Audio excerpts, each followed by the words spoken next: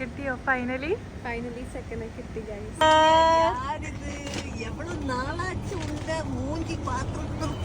ഈ 2 വർഷത്തിനിടയിൽ ഒരുപാട് പേരെ പരിചയപ്പെട്ടു. ചിലരെ മാത്രമേ കൂടെ നിർത്താനായിട്ടുള്ളൂ. അങ്ങനെ വളരെ അപ്രതീക്ഷിതമായി കണ്ടുമുട്ടിയതാണ് കേട്ടോ ഈ മുതലിനെ. ഇനി എന്തുകൊണ്ടാണ് ഞങ്ങൾ ഇത്ര അടുത്തത് എന്ന് ചോദിച്ചാൽ, എനിക്ക് ഭയങ്കര ഇഷ്ടമുള്ള സാധനമാണ് ഗോസിപ്പ്. ആരാരുടെ കൂടെ ഉണ്ട്, ആരെവിടെ പോയി, ഇതൊക്കെ അറിയാൻ എനിക്ക് ഭയങ്കര ഇഷ്ടമാണ്. ഒരു വലിയ ബ്രേക്കിന് ശേഷമാണ് കേട്ടോ നമ്മൾ കാണുന്നത്.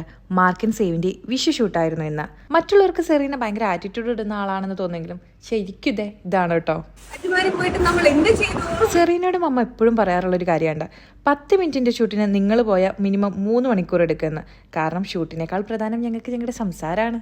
മാർക്ക് ആൻഡ് സേവിന്റെ ഷൂട്ട് കഴിഞ്ഞ് ഞങ്ങൾ വേഗം ഇറങ്ങി. വരുന്ന വഴിക്ക് പ്രജിലിനെ അടുത്ത സ്ഥലത്ത് ഷൂട്ടുള്ളത് കൊണ്ട് അവനെ ഡ്രോപ്പ് ചെയ്യാൻ പോയി. അങ്ങനെ അനീറ്റയെ കണ്ട് നൂൽബൈ മോനിഷയിൽ ഒരു സാരിയും കൊടുത്ത് ബൈ പറഞ്ഞു പോന്നു.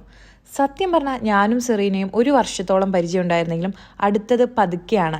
എനിക്ക് ഒരുപാട് പണി കിട്ടിയതുകൊണ്ട് ഞാൻ ഓരോ ആളെയും ചൂസ് ചെയ്യുമ്പോൾ സമയമെടുത്താണ് ചെയ്യാറ്, അല്ലെങ്കിൽ നാളെ അതൊരു വേദനയായി മാറും. Back to Serena. അറേബ്യൻ വോയിസിന്റെ പോഡ്കാസ്റ്റ് സ്റ്റാർട്ടാക്കിയപ്പോഴാണ് ഞങ്ങൾ കൂടുതൽ അടുത്തത്. ഒരുപാട് പേര് ചോദിക്കുന്നുണ്ട് പോഡ്കാസ്റ്റ് എന്താണ് ഇപ്പോൾ നടക്കാത്തതെന്ന്. സത്യം പറഞ്ഞാൽ ഈ തിരക്കുകൾ കാരണമാണ് നമുക്ക് പോഡ്കാസ്റ്റ് നിർത്തി വെക്കേണ്ടി വന്നത്. പക്ഷെ നമ്മൾ ഉടനെ നമ്മൾ പോഡ്കാസ്റ്റുമായിട്ട് തിരിച്ചു വരും. ഇപ്പോൾ സെറീന എൻ്റെ കൂടെ ഉള്ളത് ഒരു അനിയത്തിയായും നല്ലൊരു ലിസണറായാണ്. എന്തിനേയും അക്സെപ്റ്റ് ചെയ്യാനും കൂടെ നിർത്താനും പറ്റിയ ആൾ. പതിവ് പോലെ ഞങ്ങൾ കുറേ വിശേഷം പറഞ്ഞു. ഇന്നും സെറീന എനിക്കൊരു കേൾവിക്കാരിയായി. എല്ലാം കഴിഞ്ഞ് ബായ് പറഞ്ഞു പോയപ്പോൾ ഞങ്ങൾ ഒരേപോലെ മെസ്സേജ് അയച്ചു. ബായ് പറഞ്ഞു പോയപ്പോൾ എന്തോ ബുദ്ധിമുട്ട് പോലെയെന്ന്. ഞാൻ നേരത്തെ പറഞ്ഞ പോലെ ഷീസ് മൈ ശ്വേതാ മേനോൻ.